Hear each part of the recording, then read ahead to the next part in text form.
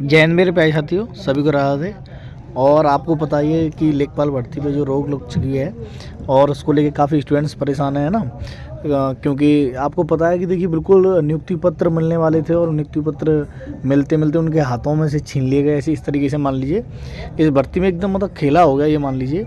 तो अभी इस बारे में बात करेंगे कि इस भर्ती पे जो रोक लगी है वो सही लगी है या गलत लगी है, इसके बारे में भी बात करेंगे।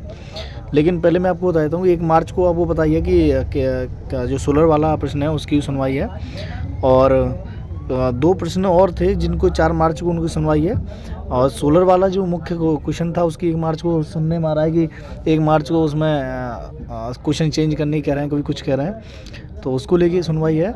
और इसमें विद्याधन वाला है जो, और एक और क्वेश्चन है उसको लेके सुनवाई है 4 मार्च को। ठीक है साथियों, पहली बात तो ये है कि 22 मार्च तक आदेश है कि सभी जो हाई कोर्ट को कि सारे क्वेश्चन जितनी भी याचिका पड़ी हुई हैं उनको कंप्लीट किया जाए। 22 मार्च से पहले इनको कंप्लीट करना है ना, क्योंकि हो सकता है इनका प्लान ये हो कि चुनाव जैसे आचार संहिता लगने से पहले सभी को नियुक्ति पत्र दे दिए जाए ना। तो देखिए साथियों, जो इस भर्ती पर रोक लगी है हुआ तो ये गलती है, क्योंकि आप बिल्कुल जो कहते हैं कि ज्वाइनिंग करने वाले और कई साथी ऐसे हैं, भाई बहन ऐसे हैं जो इनकी पहले किसी में जॉब थी, जैसे पुलिस डिपार्टमेंट में थी या रेलवे में थी, तो वो बेचारे वहाँ से रिजाइन दे करके आ गए और यहाँ नियुक्ति पत्र की बिल्कुल वेटिंग में तैयारी पे थे कि हमें नियुक्ति पत्र कल मिल जाएगा, 2 दिन में मिल जाएगा। और उनके हाथ में एकदम ये खबर सुन के उनके तो शॉक्ड ही रह गए वो। तो साथियों बड़ा गलत हुआ है ये, लेकिन कुछ चीज़ें सही भी हैं। देखिए 230 लगभग इसमें पद खाली रह गए थे ना, तो ये आयोग की भी गलती है कि जब वैकेंसी खाली रह रही है तो मेरिट डाउन करके इन वैकेंसी को फुल किया जाए ना।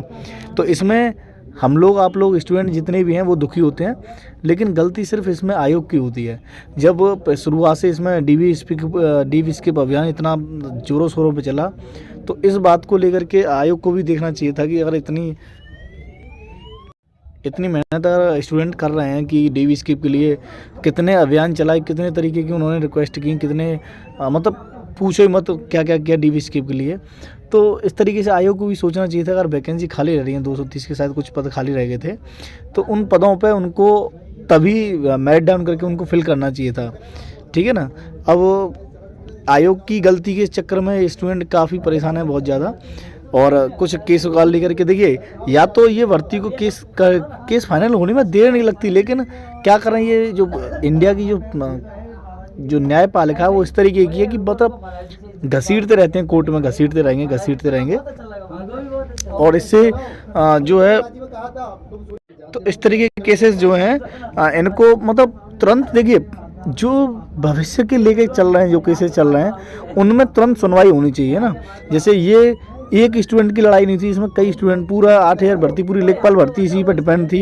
इन केसों को लेके बार बार इनमें रेड डल रही थी कि कुछ हो रहा था, तो इनको एक तरफ से क्लियर करना चाहिए था। पहली बात तो इनको जो क्वेश्चन पेपर बनाया वो इस तरीके के नहीं बनाने चाहिए थे, इतने कन्फ्यूज वाले क्वेश्चन थे। इसमें कम से कम 1-2 क्वेश्चन होता चलो चल जाता है, 10-12 क्वेश्चन इस तरीके के थे कि आज भी अगर उन पर केस डाला है तो उनमें वाकई लड़ने के लिए है। तो क्या बताया जाए इनको, अब छोड़िए।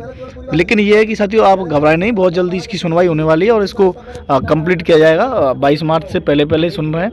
और नियुक्ति पत्र आप, ये है कि इसमें कोई गड़बड़ नहीं होनी है, तो आप बिल्कुल ना घबराएं, आपको नियुक्ति पत्र मिलेंगे। और इनको देखिए 1 तारीख को क्या रिजल्ट आता है और 22 को क्या, वो 4 को क्या आता है, इनको देख करके आगे अनुमान लगा पाएंगे क्या होगा।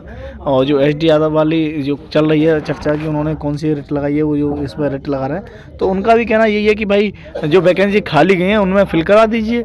तो उन्होंने जो याची लाभ मांगा है या मर्सी लाभ मांगा है, वो जो भी मांग रहे हैं लाभ, तो उनको दिया जाए, बाकी कोई क्लियर, उनको कोई दिक्कत नहीं है। तो देखिए साथियों अभी क्या आता है, 1 तारीख को भी सुनते हैं क्या सुनवाई होती है। तो ठीक है साथियों, जय हिंद, सभी को राधे, और वीडियो को लाइक शेयर जरूर कराएंगे। जय हिंद साथियों।